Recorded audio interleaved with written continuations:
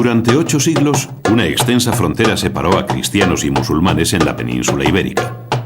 De las guerras que se libraron en esa frontera surgieron los romances, composiciones poéticas que evocan famosos episodios sucedidos en ese tiempo. Cercada tiene a Baeza ese Arráez Audayamir con 80.000 peones, caballeros 5.000. Con él va ese traidor, el traidor de Pero Gil. Por la puerta de Betmar la empieza de combatir. Ponen escalas al muro, comiénzanle a conquerir. Ganada tiene una torre, non lo pueden resistir. Cuando de la de Calonge, escuderos vi salir. Ruy Fernández va adelante, aquese caudillo ardil. Arremete con audalla, comiénzale de ferir. Cortado le ha la cabeza, los demás dan en fuir. Los romances fronterizos siguen vivos y continúan escuchándose en localidades como esta de Arjona, situada en Jaén. Este pueblo ha pasado a la historia porque en él nació el último reino islámico de la península, el Emirato Nazarí. Tal hecho sucedió poco después de la batalla de las Navas de Tolosa, la victoria que permitió a los cristianos conquistar todo el valle del Guadalquivir. En aquellos confusos años, la aparición del Emirato Nazarí frenó el avance cristiano y consiguió que Al-Ándalus perdurase durante más de 2 siglos y medio.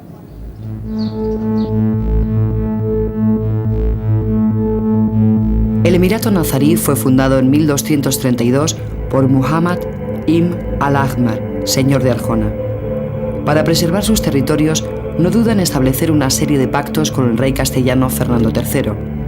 Incluso ofrece sus servicios para la toma de Sevilla. Y si lo hizo, fue a cambio de que el rey cristiano le permitiera conservar su reino. En 1238, los cristianos amenazan su feudo de Arjona. Al-Ahmar se traslada a Granada y decide convertirla en la capital definitiva del último territorio de Al-Ándalus, el Emirato Nazarí.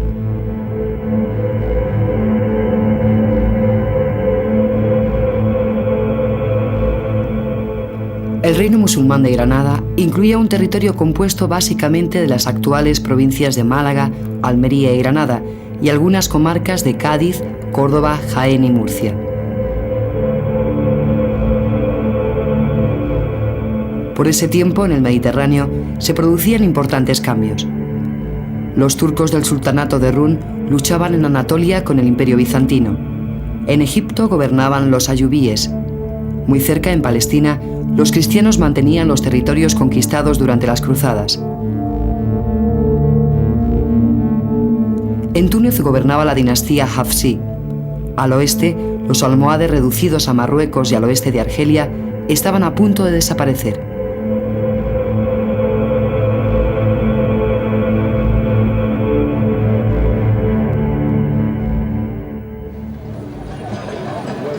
Mientras el reino nazarí de Granada se estaba formando, el imperio almohade estaba llegando a su fin. Los meriníes, un nuevo poder en emergencia, estaba a punto de aniquilarlos. Los restos del ejército almohade se refugiaban en Marrakech, la capital imperial. Las defensas de Marrakech poco pudieron hacer ante el avance de las tropas meriníes. La nueva dinastía fijó su capital en Fez y Marrakech cayó en el olvido. Paseando junto a sus murallas nos preguntamos por la razón de que aparezcan esos agujeros. Son algo habitual en este tipo de construcciones, pero ¿por qué están ahí?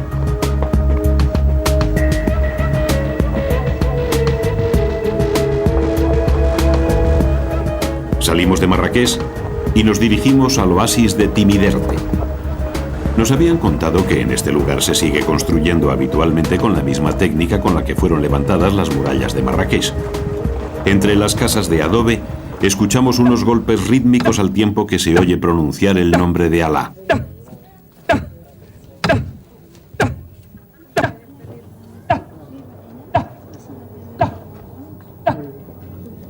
Al acercarnos comprobamos que proviene de unos albañiles que están construyendo un muro. La técnica empleada se denomina tapial y consiste en montar un encofrado de madera con 2 portones destinado a servir como molde para formar el muro.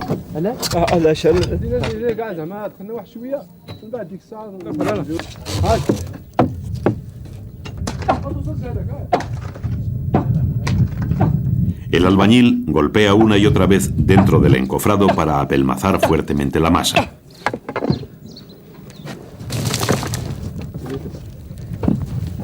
El único material utilizado es la tierra levemente humedecida que se obtiene en el mismo lugar donde se realiza la obra.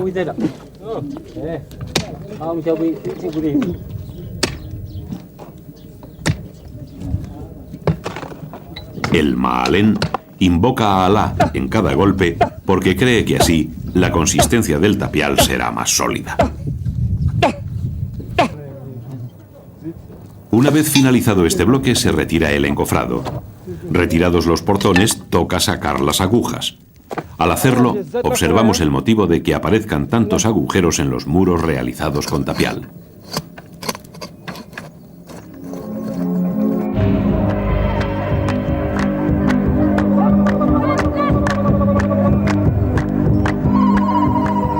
Cuando Ibn al-Ahmar, señor de Arjona, llegó a Granada como primer emir nazarí, inició la construcción en tapial de una alcazaba. La fortaleza fue erigida sobre el monte de la Sabica. Fue el comienzo de la Alhambra. En aquel tiempo los tapiales de tierra rojiza eran recubiertos con una capa de estuco blanco a base de cal y arena. Si queremos saber cuál era el aspecto de la Alhambra en el tiempo en que fue construida, debemos imaginarla con muros blancos y no rojos, tal como aparece en la actualidad.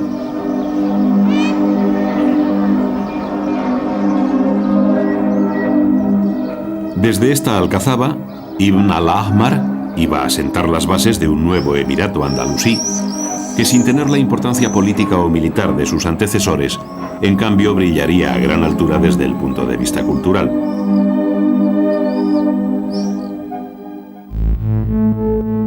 El sucesor de Ibn al-Ahmar, Muhammad II, recurrió en numerosas ocasiones a los meriníes, que habían conseguido deponer a los almohades.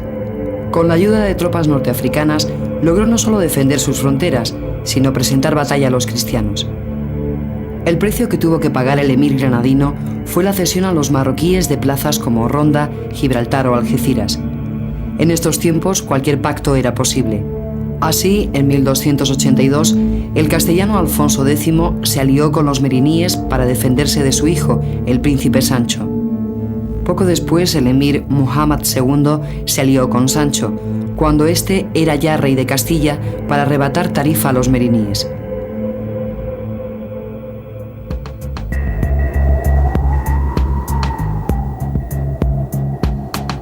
A final del siglo XIII, los cristianos tomaron Tarifa, una plaza que los musulmanes no volverán a recuperar jamás. Al conquistar esta plaza, los castellanos consiguieron controlar el estrecho de Gibraltar y dificultar las ayudas que llegaban al emirato nazarí desde el norte de África.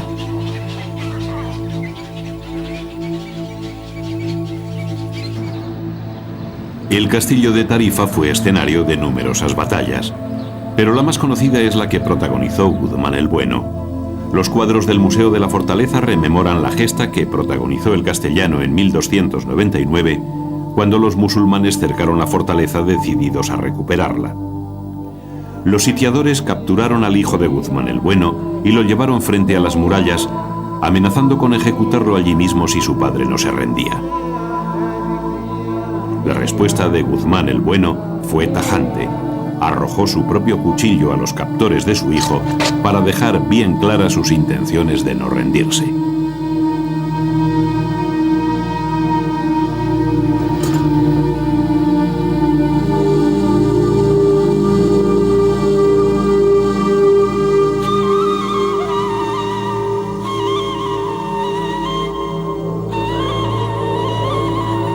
De Toledo salían las armas que los castellanos utilizaban contra los granadinos. Las espadas resultaban inútiles allí donde la peste negra era un enemigo mucho más terrible. Esta enfermedad, que asoló Europa en el siglo XIV, resultó un aliado inesperado para el Emirato nazarí.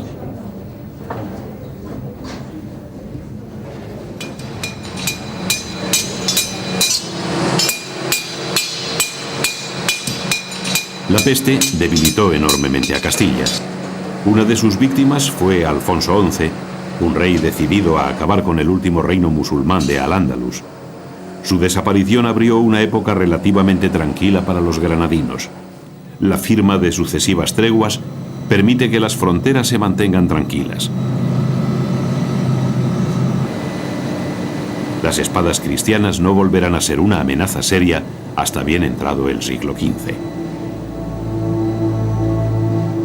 Una de las consecuencias de la tregua fue la presencia en Toledo de artesanos granadinos cuya fama era muy reconocida en aquellos tiempos.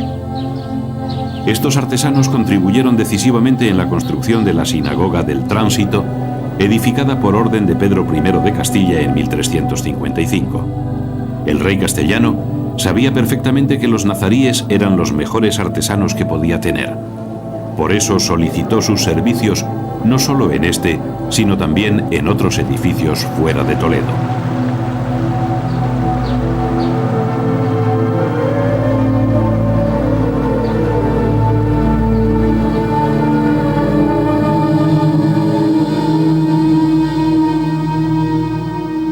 Al entrar en los Reales Alcázares de Sevilla, da la sensación de que nos encontramos en un palacio nazarí. Sin embargo, los palacios fueron encargados por Pedro I cuando éste convirtió a la ciudad andaluza en capital de Castilla.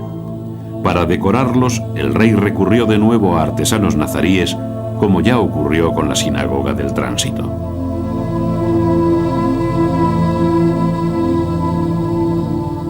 Con tan habilidosos artistas, el monarca castellano consiguió su objetivo: recrear en su corte el esplendor de la Alhambra. Si así lo pretendió fue porque, sin duda, en ese tiempo Al-Ándalus seguía siendo vista como una cultura superior a la cristiana en muchos aspectos.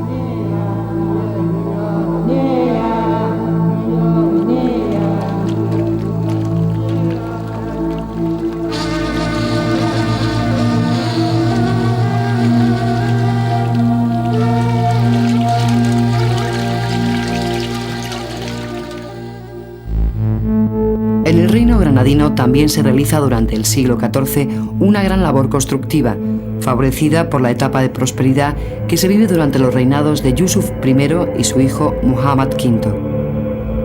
En estos momentos son construidos numerosos edificios en todo el reino, como el palacio llamado Casa del Gigante de Ronda.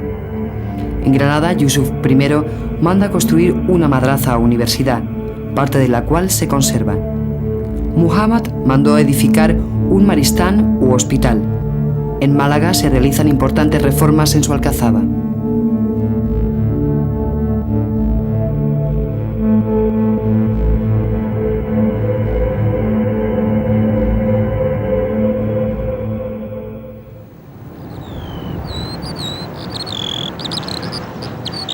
Donde mejor quedó patente la maestría de los arquitectos nazaríes fue en Granada, la capital del Emirato.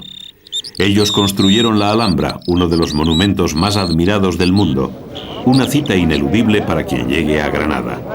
Cada año, más de 2 millones de turistas de todas las nacionalidades visitan el monumento nazarí.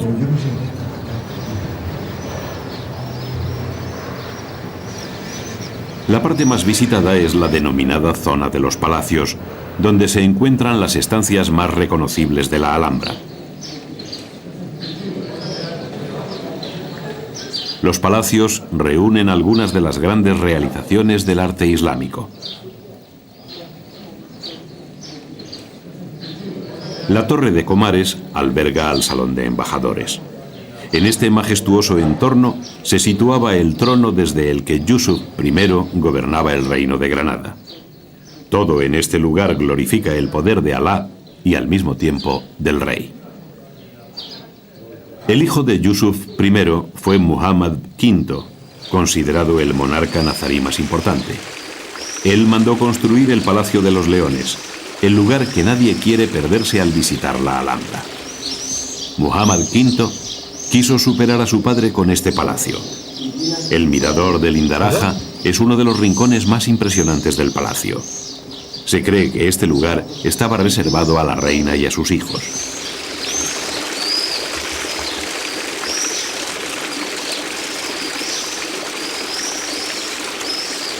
En el centro del palacio destaca su famosa fuente, sustentada por 12 leones que se han convertido en la imagen emblemática de toda la Alhambra.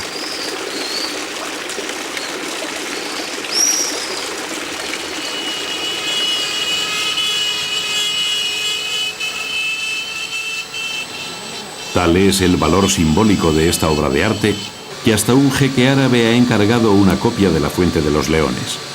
Su intención es reproducir en su país un palacio similar a la Alhambra. Para ello, nada mejor que encargarlo en Macael. La localidad almeriense y su comarca son conocidas desde la antigüedad por sus famosas canteras de mármol. Los romanos se sirvieron ya de estas minas, pero fueron los musulmanes quienes dieron el gran impulso a su explotación. Se cree que el nombre de Macael es una deformación del término árabe macabrilla, que significa losa sepulcral. Este era uno de los usos más corrientes a los que se destina el mármol. Pero es posible también buscar otro origen en la palabra al-maluki, con la que se denominaba a este material en época andalusí.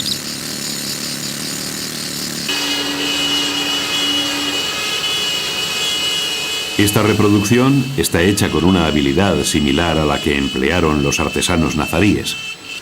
La diferencia está en que ahora se utilizan máquinas modernas y el trabajo se realiza más fácilmente.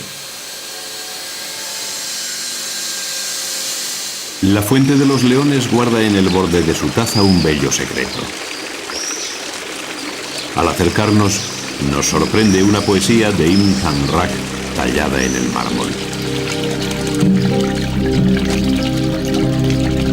Por ventura este jardín no nos ofrece una obra cuya hermosura no quiso Dios que tuviera igual. Formada con perlas de trémulo resplandor, adorna su base con las perlas que a ella misma sobran.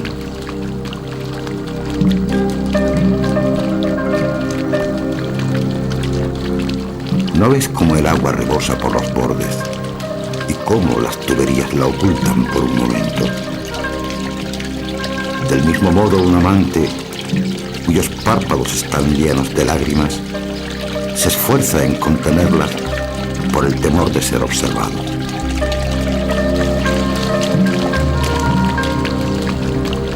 Y en verdad, ¿qué es ella sino una nube que derrama desde sí sus beneficios a los leones?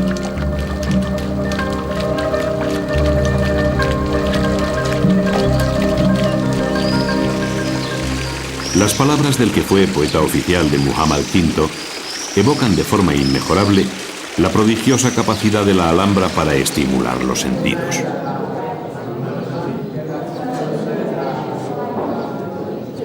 La poesía es una presencia constante en la Alhambra. Estas inscripciones fueron realizadas con fines decorativos, pero también se utilizaron para referirse al lugar donde están colocadas. Con la ayuda de metáforas poéticas o citas coránicas, informan sobre alguna característica de su arquitectura. También suelen contener referencias al sultán que mandó construir el lugar donde se hallan.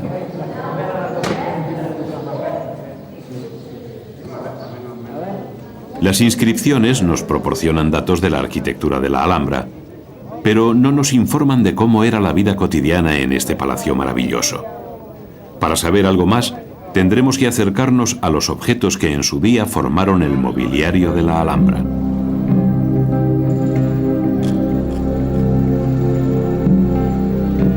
El mejor lugar para verlos es el Museo de la Alhambra, situado en el Palacio de Carlos V, junto a los palacios. Allí se puede admirar una rica colección de piezas de loza dorada. Entre ellas destaca el impresionante jarrón de las gacelas.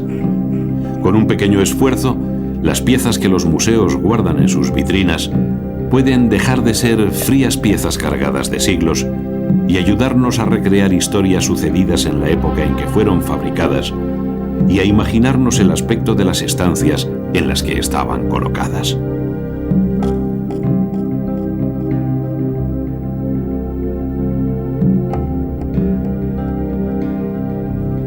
Viendo estos objetos podemos imaginar fácilmente una escena cotidiana en palacio. En esta silla de Taracea reposaría el rey, mientras sus hijos correteaban por la estancia. Junto a él podría encontrarse un amigo íntimo jugando una partida de ajedrez en un tablero realizado como la silla en Taracea.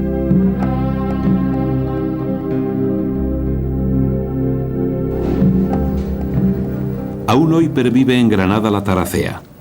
Poco a poco, corte a corte y con paciencia, como se viene haciendo desde los tiempos de los nazaríes, Rafael Martínez, artesano granadino, realiza un tablero de ajedrez en Taracea.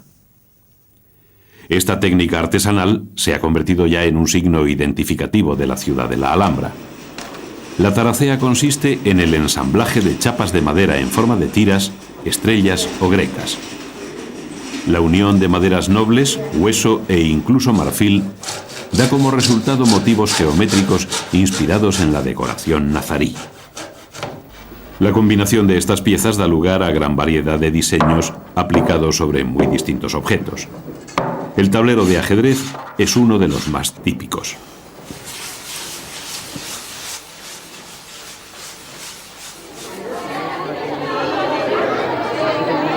La pasada primavera, el ayuntamiento de Torreperogil, en Jaén, nos invitó a sus fiestas.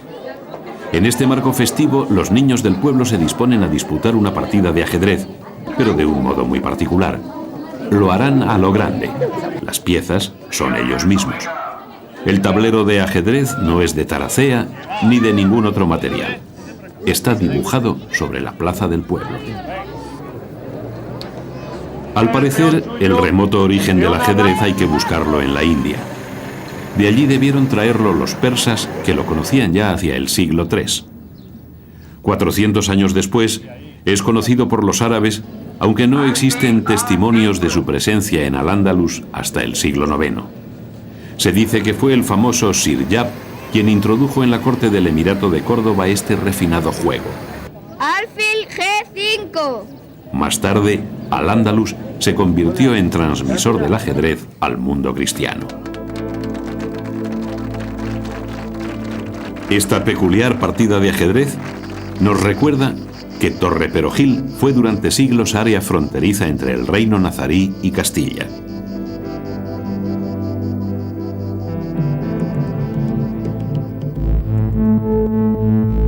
La toma de Antequera por los castellanos en 1410 abre el último periodo de la historia del Emirato nazarí.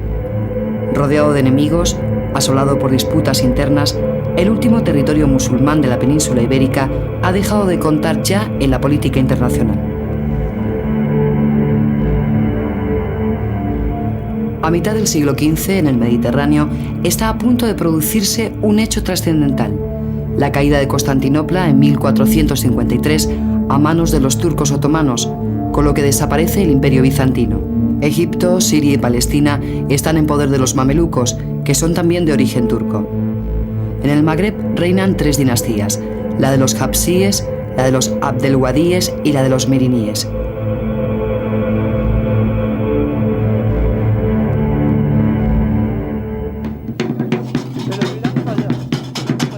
Si quieres conocer el monumento más representativo del arte meriní, la Chella de Rabat, puedes detenerte primero unos momentos para escuchar a un grupo de músicos nahuas que te darán la bienvenida. La Chella, hoy abandonada, fue necrópolis real, el lugar paradisíaco donde escogieron reposar en su último descanso los monarcas meriníes. A mitad del siglo XV, el poder meriní agoniza. De hecho, en 1465 se produce el fin de esta dinastía que había reinado sobre Marruecos durante 200 años. La caída de los meriníes preludiaba en cierto modo la de sus aliados naturales, los nazaríes de Granada.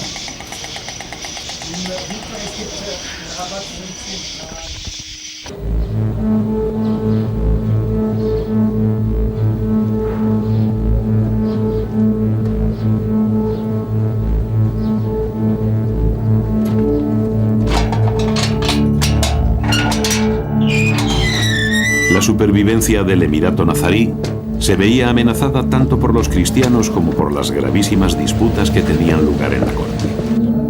Durante el siglo XV, estos pasadizos que discurren bajo la Alhambra se convirtieron en escenario de conspiraciones y traiciones, de luchas palaciegas que destituían por la fuerza de las armas a un sultán para colocar en su lugar a otro, cuyo mandato sería tan efímero como el de su antecesor.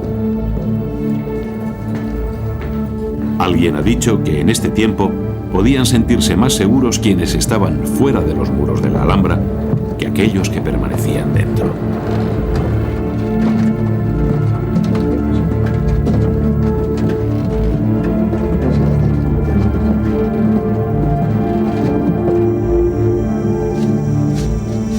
Las luchas palaciegas fueron bien aprovechadas por los cristianos para tomar el reino nazarí.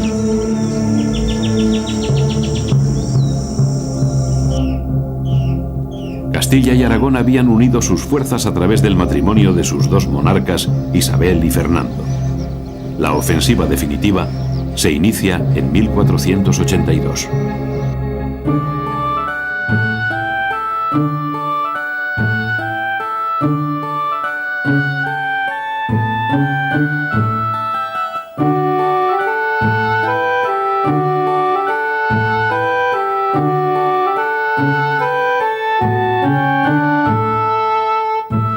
La caída de Alhama significó el principio del fin para los nazaríes. A finales de 1491, los cristianos se habían asentado sólidamente en un campamento de La Vega, en la actual localidad de Santa Fe. Desde allí, prepararon el asalto definitivo a la capital.